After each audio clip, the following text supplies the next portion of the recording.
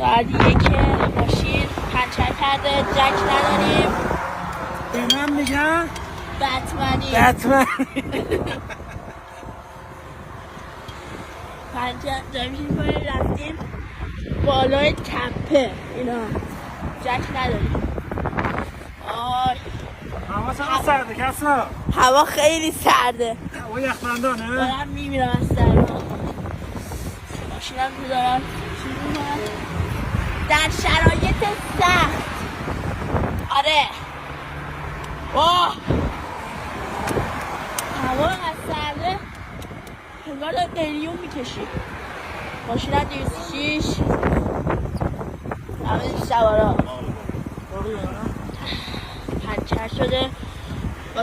با کمک تپه توانستیم چرخ درست کنیم. فعلا بچه ها خدافظ.